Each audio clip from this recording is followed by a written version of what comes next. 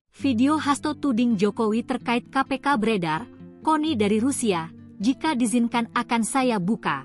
Pengamat militer KONI Rahakundini Bakri ancang-ancang akan membuka satu demi satu file milik Hasto Kristianto, Sekjen PDIP yang ia simpan di Rusia. Sebab, video Sekjen PDIP Hasto Kristianto yang membeberkan dalang utama pelemahan KPK beredar di media sosial, seusai diunggah kader PDIP Adian Napitupulu pada Sabtu, 22 Februari 2025, lalu. Dalam video berdurasi 5 menit itu, Hasto mengatakan, Jokowi merupakan dalang dibalik pelemahan KPK. Hasto menegaskan dalang dibalik revisi UU KPK bukan PDIP melainkan Jokowi. Menurut Hasto hal itu dilakukan Jokowi demi melindungi Gibran Rakabuming Raka dan Bobi Nasution yang saat itu maju dalam kontestasi pilkada. Sementara KONI mengatakan, dokumen rahasia skandal pejabat negara dan keluarga Joko Widodo kembali membuat publik geger.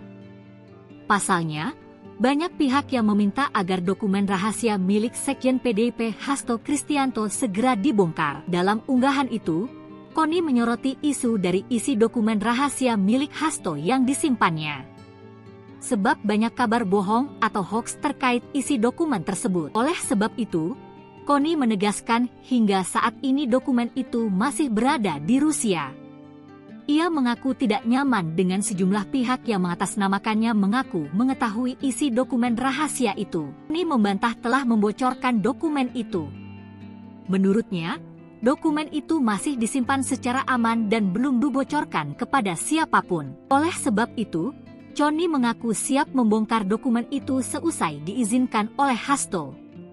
Jika saya sudah diizinkan sang pemilik, saya sendiri yang akan menyampaikan, menguraikan dan mempublikasikan, tulis KONI. Sementara itu Presiden ke-7 Jokowi menanggapi santai apa yang dituduhkan, jika ada bukti maka silakan dibuka.